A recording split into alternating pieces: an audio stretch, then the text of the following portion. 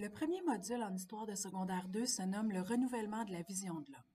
On couvre grosso modo une période qui va de 1400 à 1600 et qui se nomme la Renaissance. On va commencer cette période-là durant le Moyen Âge et on va la terminer durant les temps modernes.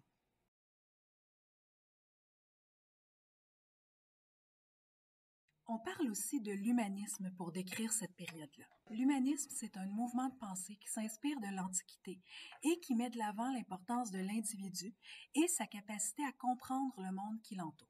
Pour les philosophes humanistes, l'être humain est capable de pensée critique. Il est donc pas obligé d'obéir aveuglement au pouvoir, entre autres celui de l'Église catholique qui à l'époque est très présent. C'est donc un mouvement critique, un mouvement qui amène des changements. Et on va voir des exemples de ces changements-là en art, en sciences et au niveau de la religion. Ce sont surtout les grandes villes d'Europe qui sont associées au mouvement de la Renaissance. Les villes du nord de l'Italie, les villes du nord de l'Europe, un peu les mêmes que vous aviez vues en secondaire 1 lorsque vous aviez vu l'essor urbain et commercial. On revient à la philosophie. La philosophie, c'est une manière de penser, une discipline, qui cherche à comprendre l'être humain par le raisonnement, par la pensée. À la Renaissance, on commence à s'intéresser à nouveau aux textes des philosophes de l'Antiquité, des penseurs comme Aristote, comme Platon, qui avaient été un peu mis de côté durant le Moyen Âge parce que leur manière de penser ne correspondait pas à celle de la Bible, donc à celle de l'Église catholique. En 1453, il y a aussi la chute de l'Empire romain d'Orient.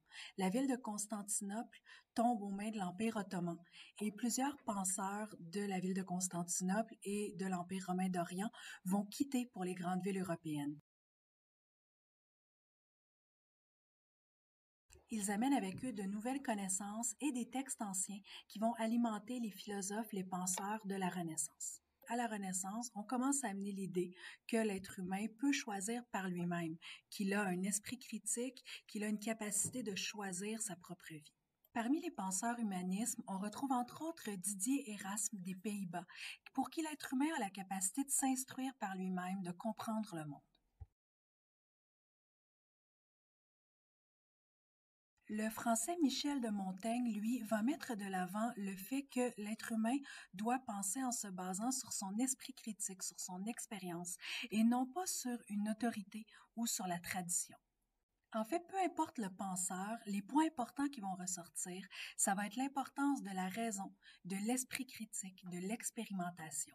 Et ces trois idées-là, la raison, l'esprit critique, l'expérimentation, vont revenir aussi dans la suite lorsqu'on va parler de science et d'art.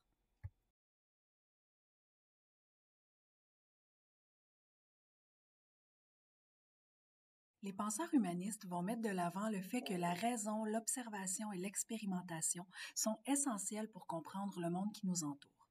Cette nouvelle manière de penser-là va influencer la science et va amener à développer des nouvelles connaissances. Au Moyen Âge, il était généralement admis que le Soleil et les autres astres tournaient autour de la Terre. C'est ce qu'on nomme le géocentrisme. Donc oui, le géocentrisme. L'observation des étoiles et des autres astres va permettre de comprendre que c'est plutôt la Terre qui tourne autour du Soleil, ce qu'on va nommer l'héliocentrisme.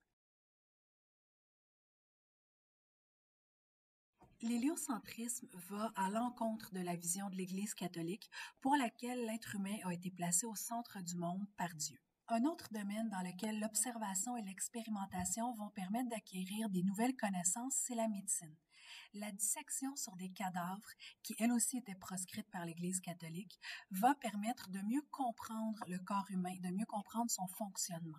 Donc, encore une fois, c'est en observant ce qui nous entoure, en analysant, en expérimentant, que l'être humain va pouvoir avoir des meilleures connaissances, cette fois-là en médecine.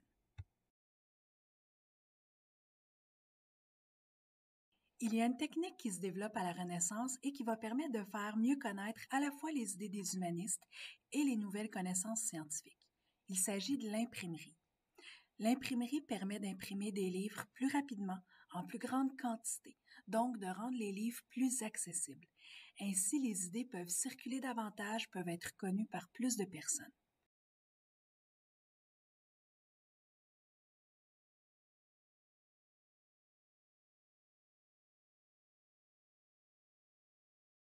L'humanisme met donc de l'avant l'importance de l'être humain. On va retrouver des exemples de ça dans le domaine artistique. La peinture change énormément. Les peintures deviennent plus réalistes, c'est-à-dire qu'elles représentent davantage le réel, elles ressemblent davantage à ce qu'on a autour de nous. Il y a davantage de portraits, donc de plus en plus de portraits. Et dans ces portraits-là, les êtres humains ont des caractéristiques différentes les uns des autres. Ils ressemblent beaucoup plus à ce qu'ils ressemblent dans la vraie vie. On retrouve aussi dans la peinture l'apparition de la perspective, c'est-à-dire une impression de profondeur dans le tableau. On a l'impression qu'on voit les éléments qui sont plus loin dans le tableau que les autres. Les artistes comme les philosophes vont s'inspirer de l'Antiquité. En architecture, entre autres, on retrouve dans les bâtiments de la Renaissance énormément de caractéristiques qui rappellent la Grèce ou la Rome antique. On va retrouver sur ces bâtiments-là des dômes, des colonnes, des frontons, des loggias, donc toutes sortes de caractéristiques qu'on avait dans les bâtiments grecs et romains. Si on revient à la peinture, on a un très bon exemple de toile dans laquelle on retrouve toutes les caractéristiques de l'art de la Renaissance. Dans l'école d'Athènes de Raphaël, on va retrouver la présence de portraits. Les personnages sont distincts, sont différents les uns des autres. On va retrouver une inspiration de l'Antiquité avec les différents bâtiments qu'on voit en arrière-plan, avec les habits aussi des personnages des philosophes. Et finalement, on retrouve la perspective, l'impression de profondeur qui est créée ici par les bâtiments.